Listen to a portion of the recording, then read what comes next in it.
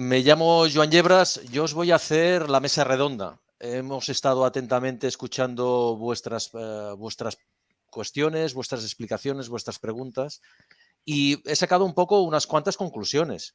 Habláis, por ejemplo, las dos dentro del mismo ámbito, del ámbito sanitario, y me quedo un poco quizá con el tema que mencionaba Belén al salir de su entrevista, ¿no? Vocación. ¿La vocación se nace o se hace?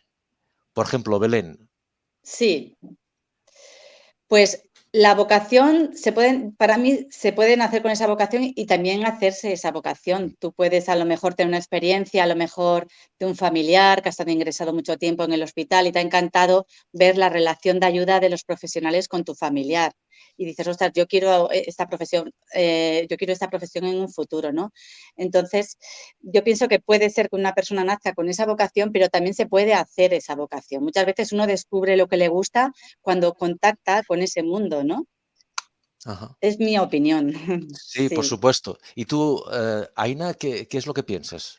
Bueno, yo también creo que se puede hacer, sí, o sea, yo no tenía nada claro, yo no soy de sí toda la vida, aunque mi abuelo es médico, ¿no? Mucha gente o era médico me decía, claro, como tu abuelo era médico, pero yo lo hice un poco por descarte, ¿no? Porque estaba en ciencias y dije, es que yo no quiero, y lo que sí que yo tenía claro es que quería trabajar con gente, que no me veía en un laboratorio todo el día, ¿no?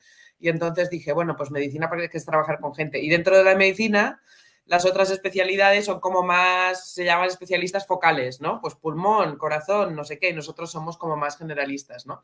Claro. Pero lo que sí que te tiene que gustar un poco la interacción con gente, pero también hay Claro. otras opciones, porque puedes trabajar en un laboratorio, o sea, Mm. sí, para hacer especialidades clínicas, digamos, de tener interacción, sí que te tiene que gustar trabajar con gente, como decía Belén en algún momento, ¿no? Que yo también lo decía, y tener un poco de sentido común, ¿no? Porque había compañeros en la facultad que daban un poco de miedo, que eran un poco antisociales, ¿no? Y decías, Claro. ay Dios, ¿no? Ahora en las facultades han incorporado pruebas ECOE, que se llama, que son pruebas como de estaciones clínicas, ¿no? Para ver la interacción con la gente, porque sí que tienes que tener un poco de empatía, pero creo que si te llama la atención y crees que te gustaría trabajar con gente y poder Mm. ayudar, pero eso, que también hay especialidades en que no tienes interacción, o sea que no, pero creo que se puede hacer, no hace falta tenerlo clarísimo. Muy bien. Sí. En caso de Luego, duda, sí, diga. quería comentar que, por ejemplo, Aina tiene razón, ¿no? Que es verdad que en medicina hay especialidades que no tienes que interaccionar con los Claro. pacientes, ¿no? Como puede ser pues, en laboratorio, estás trabajando en laboratorio, ¿no? En enfermería, digamos que el 90% de la profesión es asistencial. Hay un 10% que podemos decir que podría ser a nivel de gestión, pero el Claro. 90% es asistencial de contacto directo con el paciente y con los familiares. Ajá. ¿Y qué porcentaje darías, Aina, en ese porcentaje de interacción social o no? O sea, sin interacción, ella dice un 10% de no social y en tu día a día, ¿qué porcentaje darías de interacción Bueno, en no el social? mío, siendo médico de familia, es imprescindible que te guste hablar con gente, porque si no, Exacto. pero hay otras especialidades, hay especialidades de quirófano, ¿no? Que Claro. están operando y tienen al paciente inconsciente, o sea que no, que no, Difícil, mucho será no más difícil. necesitan hablar. Pero tal como dice Belén, muchas veces pues es hablar con el familiar, o sea, y se agradece muchísimo, aunque supuestamente no es imprescindible, no tiene nada que ver, ¿no? Si todos hemos sido pacientes o familiares en algún momento, cuando vas a hacer una visita al hospital, aunque sean 10 minutos, tener una persona con capacidad humana o Mm, tener a un robot que te dice, te vamos a operar papá papi, no me interesa lo que te cuenten, suerte de las enfermeras, ¿no? Que muchas veces son las que te aportan sí, esta parte humana, porque hay médicos de hospitalarios que... sí, sí, pero sí. pero como médico de familia, o sea, es que yo estoy viendo el 80% de mi jornada, estoy hablando con gente, hay que tener, Ujú. es imprescindible que te guste hablar con la gente, bueno, yo digo, y Mm. cotilleas sobre sus vidas, ¿no? Que es muy divertido, Que pero es también es cansado, es divertido. divertido, pero también es cansado, sí. Sí, Claro. yo, por ejemplo, que contacto con muchos diferentes médicos, ¿no? De cabecera, te das cuenta a quién le gusta su profesión, quién se implica Ujú. y los que pasan bastante de, ¿no? Entonces, sí que es verdad que notas la diferencia de los profesionales. Y cuando te encuentras con un profesional médico que te escucha, que se implica, pues dices, jo, qué guay, ¿no? Qué bien, eso es lo que yo quisiera que fueran todos, ¿no? Y las enfermeras también, ¿eh? Quiero decir, mayoritariamente casi todas se implican muchísimo y tenemos esa vocación por el paciente, ¿no? Pero también las hay que ves que están ahí trabajando con desgana y sin motivación ninguna. Entonces, claro, cuando ves profesiones así, dices, jo, vaya, qué triste, ¿no? Eso es lo que se tiene que evitar, ¿no? De hacer una profesión como enfermería, pues porque tiene mucha salida laboral, eso no se debe de hacer. Porque luego ni eres tú feliz ni tratas al paciente claro. como se merece. Como conclusión Sí, podríamos un poco decir, tienes que saber dónde te metes. claro, Sí. como conclusión podríamos decir que, hombre, si tienes la vocación ya de nacimiento, mejor, pero también se puede trabajar para mejorar esa También. motivación que te hace levantar cada día con ánimo Sí, y además para que hay muchas mejorar el salidas rendimiento. diferentes, que Claro, hay diferentes salidas, ¿no? Hoy en día también, o sea, que no hace falta estar todo el día hablando con gente tampoco, ¿no? Si dices, mira, es que a mí la gente me satura, pues hay diferentes salidas, ¿no? Al menos en claro. medicina, ¿no? Como decía Belén, igual en enfermería es más complicado. Lo que Sí. también decíais antes, que yo no he hablado, es del tema de los idiomas también, ¿no? Que he visto que Sí, en otras charlas también ha salido bastante, os que lo en iba a medicina, preguntar. bueno, el inglés es súper imprescindible, sobre todo para hacer formación continuada, para Sí. leer artículos, todos los artículos son todos en inglés hoy en día, ¿no? Ya. Y también Bueno, el tema de sí. que, A nivel de el tema formación que tienes decía razón, sí que es Belén verdad de... que es imprescindible, sí. A nivel asistencial, pues aquí es un punto a tu favor, que sepas inglés pues, para poder interactuar con los pacientes extranjeros. Claro, además tú has Sí, comentado que estás trabajando en una zona que altamente turística, ¿no? Y entonces, claro, con los sí. extranjeros tienes mucho intercambio necesitas hablar con ellos, ¿no? Sí, Fácilmente. yo quizá no tanto porque no estoy en urgencias, por ejemplo, del Claro, hospital de Cammises, pero si estás en urgencias sí que agradeces pues saber dominar un poco el idioma, ¿no? Hay trabajos, por ejemplo, como es en el aeropuerto en AENA, que ahí sí que te piden que tengas un buen nivel de inglés, evidentemente, ¿no? Con tanto claro. turista que va pasando, si no, no puedes Claro, saltar esa nosotros plaza. a nivel de asistencia es un plus, ¿no? Hablar idiomas, porque yo, por ejemplo, Sí, que estoy en Gracia, pues hay mucha gente que son extranjeros, pero bueno, yo, por ejemplo, tengo compañeros que si no hablan idiomas, pues me los pasan a mí, ¿no? Yo tengo ahí un pupurri de nacionalidades, pero eso digamos que es más opcional, ¿no? Que si hablas, pues es más cómodo y puedes adaptarte más, porque igual siempre te pakistaní o de donde sea, que el único idioma común, pero hay mediadores también culturales. Pero yo sí. digo, sobre todo en medicina es imprescindible a nivel de ponerse al día. De De estar al ponerse día al día. tienes que hablar inglés para leer artículos. Claro, claro. Claro, Ahí distinguimos dos zonas, la zona de asistencial y la sí. zona de formación continua, Mm. que en los dos casos también, ¿no? O sea, necesitáis formaros, ¿no? Belén también, así como Aina lo ha mencionado desde el primer momento, tú también estás, dices, Belén, que estás en tema de formación continua, ¿no? Y que Sí, te hace falta. yo la verdad es que en el tema de formación continua siempre la formación ha sido en español, ¿no? Sí que Ujú. es verdad que luego buscando bibliografía te puedes encontrar con artículos en inglés, Claro, que ahí pues ya tienes más dificultad si no dominas el idioma.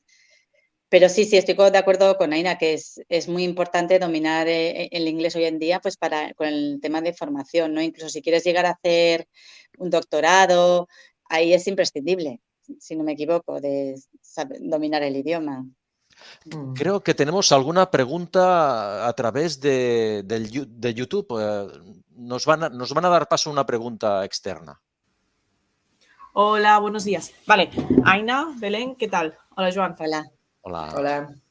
Tenemos unas cuantas preguntas que han formulado los compañeros de YouTube. Entonces, para Aina, ¿a dónde fuiste de Erasmus? ¿Te gustó? ¿Qué grandes diferencias ves entre el sistema sanitario español y el sistema sanitario de otro país?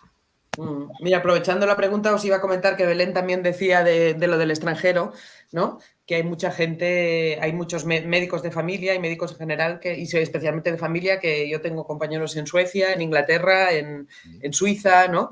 Y hay mucha gente que se va al extranjero. Yo estuve en Lyon, estuve en Francia de Erasmus. Y bueno, es una experiencia, sobre todo es una experiencia personal súper interesante, ¿no? Y conocer otras realidades y ver cómo es en otros lados. Y porque tampoco, o sea, como estudiante, ¿no? No te das tanto cuenta de realmente cómo es el sistema sanitario, pero yo lo que estoy viendo ahora ya trabajando es que nuestro sistema sanitario es una pasada, o sea, que realmente tenemos mucha suerte de trabajar aquí, sobre todo para los pacientes, a nivel de usuarios, a nivel de pacientes, ¿no? Es un súper sistema sanitario, pero es verdad que en otros sitios se cobra mejor, ¿no? Y es lo que hace que mucha gente se acabe yendo. Yo tengo una amiga en Suiza que tiene 10 visitas al día, yo tengo 30, ¿no? Claro. O sea, que eso no Cobra tiene lo que ver. mismo. Pero también me dice, claro, es que aquí todo es carísimo, es que es un rollo, es que no hay actividades, ¿no? Pero Claro. no cobra lo mismo, ¿no? Cobra más, cobra 3 veces más. Vale. Bueno, pero todo es carísimo en Suiza. Pero... Cobra mucho más, y en Inglaterra también se cobra más y se trabaja menos, eso es verdad. Pero a nivel del paciente, lo que le ofrecemos aquí, tenemos un sistema sanitario de mucha calidad, pero es a base de que los profesionales estamos ahí tirando del carro, ¿no? Claro. Pero eso, hay también esta opción, sí. Si no te importa irte, hay muchas salidas. Y como médico de familia, pasa que a mí me sabe mal promocionar eso porque lo que queremos es que la gente se quede, ¿no? Claro. Pero en Suecia hay mucho trabajo de médico de familia, en Francia hay muchas opciones de salir fuera. Vale, entonces entiendo que recomendarías esta opción de ir de Erasmus o incluso de... Para estudiar, sí, para estudiar es súper interesante, sí, es súper chulo irse a conocer y practicas idiomas, conoces gente de otros lados y a nivel personal es súper enriquecedor. Las realidades. Claro. ¿Tenemos más preguntas, Victoria?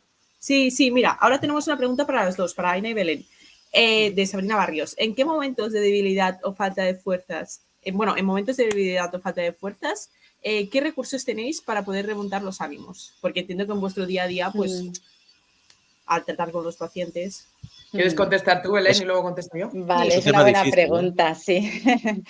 Sí, es verdad que a lo mejor en alguna jornada laboral pues estás agotada, cansada porque ha sido una urgencia importante o cualquier contratiempo, ¿no? Yo lo que intento es, cuando salgo del trabajo, desconectar. Entonces, una vía que me va muy bien personal es hacer deporte. Si hace buen tiempo por la tarde, cojo la bicicleta y me voy, llego unos 40-45 kilómetros y me despejo y veo naturaleza. Aquí en Ibiza tenemos la suerte de que cerca tenemos la montaña, tenemos el mar y bueno, y hay un paisaje muy bonito. Entonces, eso es lo que suelo hacer. Intento pues separar el ámbito laboral. Cuando llego a mi casa, desconectar de esta manera. Más o menos lo consigo. Esta es mi manera. Y luego, pues bueno, intentar relajarme y pensar, bueno, pues mañana es otro día, será diferente o será más tranquilo. Y bueno, y me funciona. Claro. Este consejo lo podríamos incluso extrapolar a los alumnos cuando son estudiantes, ¿no? Sí, de hecho yo creo que el deporte es muy importante. Muchísimo. Y luego liberas de todo y luego vuelves. A mí me encanta mi trabajo, pero también tengo una vida personal. O sea, también no solamente centrarme en mi vida laboral, sino hacer cosas fuera del ámbito del trabajo, ¿no? Pues cultivar tus amistades, tu familia, tus hobbies. Es importante tener tu área personal también y trabajarla. Bueno, yo es lo que os había comentado antes, ¿no? Que os he puesto una foto también del baile, ¿no? Que también o hacer deporte o bailar o hacer lo que sea, porque yo, por ejemplo, el Bollywood lo hacemos los lunes por la noche, que yo trabajo hasta las 7 y bailamos a las 8, ¿no? Y a veces llego y digo, ahora en vez de tirarme al sofá tengo que ir a bailar, pero una vez vas allí, ¿no? Te va bien porque realmente desconectas y hacer algo físico que te haga desconectar mentalmente, ¿no? Yo a veces tengo amigos que salgo del trabajo, te llamo para contarte no sé qué, digo, no, mira, mándame un mensaje y ya lo escucharé, ¿no?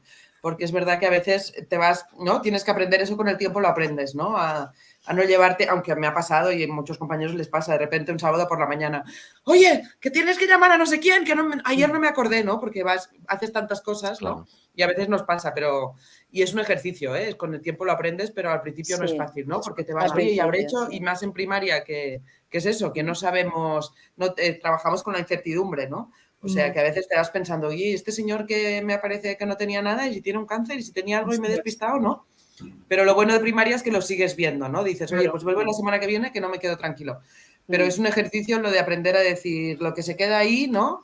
Y esto, o cosas físicas, o irte cosas... Y lo que os decía también, que un buen médico o un buen sanitario tiene que tener, porque muchas veces recomendamos, ahora la medicina narrativa está de moda, que es recomendar películas, libros, ¿no? Y para poder hacerlo tienes que leer tú y poder ir al cine y tener una vida cultural aparte del trabajo, ¿no? Y eso es imprescindible, porque si no, no eres un buen médico, un buen sanitario si solo sabes de medicina, ¿no? Yo creo que este concepto de dejar el trabajo, los estudios a un lado para poder estar tú, se puede extrapolar en muchas áreas de la vida. En todas las áreas, yo creo. A mí personalmente, cuando empecé a trabajar en el trabajo en el que estoy ahora, claro, yo muchas veces me encontraba con usuarios con unas crisis epilépticas tremendas que yo tenía que teníamos un protocolo, lo activábamos Y luego yo me quedaba súper preocupada digo, ¿cómo estará durante la tarde? Si al final habrá ido a ausencias o no. Y le daba vueltas y vueltas, ¿no? Y eso me costó a mí mucho tiempo, pues no seguir pensando en este tema. Al final lo he conseguido, ¿no? Pero también es verdad que es un aprendizaje, ¿no? Al principio, pues te lo llevas a tu casa y estabas ahí dándole 1000 vueltas, pero se consigue. Bueno, y eso es lo bueno de trabajar en equipo también, ¿no? Que Claro. tienes otra gente que te puede ayudar y muchas veces te llevas historias, entonces hacemos sesiones entre nosotros para explicar cómo nos hemos sentido y eso en el COVID, por ejemplo, nos ha ayudado mucho, ¿no? De reforzarnos como equipo, ¿no? Y ver que no estás solo, que de al lado le pasa lo mismo, ¿no? Y eso ayuda muchísimo, eso es muy chulo. Victoria, ¿tenemos alguna pregunta más o podría lanzar otra yo? Pues lanza tú. Ha salido el tema del trabajo en equipo. ¿Qué les diríais a nuestros alumnos sobre este tema? Porque parece que cuesta, sobre todo cuando son alumnos, ¿no? Quizá más adelante es casi imprescindible para el trabajo, pero ¿qué les diríais a ellos para fomentar el trabajo en equipo? Por ejemplo, bueno, es que eso desde siempre. Yo tengo una hija, como decía, tengo una hija que está en segundo de bachillerato y además es súper guerrera. Entonces yo siempre le digo, tienes que acostumbrarte que no todo es siempre como tú quieres, ¿no? Y tienes que respetar los tiempos de los otros y a veces tienes que respetar la autoridad también, aunque no te parezca muy bien, ¿no? De profesores, de jefes que tendrás. Y entonces aprender eso desde joven es súper imprescindible, ¿no? De tener tu espacio, ¿no? Lo que se dice la asertividad. De marcar, yo estoy aquí y esto es lo que yo quiero, pero veo lo que tú quieres y aprendo a decirte de forma respetuosa lo que, ¿no? Cómo me gustaría que fueran las cosas o cómo veo. Y ejercitar eso de cuanto antes te ayudará muchísimo porque es muy difícil trabajar en algo y en un mundo sanitario menos, ¿no? Y es súper imprescindible rodearte de gente y cuidar a la gente que tienes alrededor, ¿no? O sea, que eso sí se trabaja desde que eres adolescente, mucho mejor, ¿no? Aprender a marcar tu espacio respetando el del otro y no invadir, ¿no? Pero también sabiendo decir, aquí estoy yo y te veo a ti y vamos a encontrar un punto medio, ¿no? Muy bien. Belén, pues yo pienso igual que Aina también, y además es que el trabajo en equipo es súper constructivo. Tú puedes tener una idea positiva y si juntamos todas las ideas positivas de todo el equipo, pues la solución es mucho mejor, ¿no? Las aportaciones. Pues aprendes a respetar, a ser tolerante, porque no siempre lo que uno piensa tiene que llevarse a cabo o es como lo ven los demás. Es muy constructivo y aprendemos sobre todo pues, a ser tolerantes unos con otros. Muy bien. Pues nos quedamos sin tiempo, quisiéramos alargarlo mucho más. Hay muchas preguntas en el saco para ir sacando, pero creo que ha llegado el momento de, por lo menos por ahora, clausurar esta mesa redonda y agradeceros muchísimo vuestra colaboración, sobre todo pensando en los alumnos que están viendo esto y que pueda ser útil, que estoy seguro que lo va a ser. Muchas gracias. Si hay alguna pregunta pendiente, estamos disponibles para contestar. Yo estoy en Twitter o por correo o lo que sea y podemos contestar más cosas. Si os parece, podemos poner vuestros enlaces por si alguien quiere continuar o preguntar alguna cosa. Sí, perfecto. Pues muchísimas gracias. Muchas gracias. Hasta siempre. Gracias.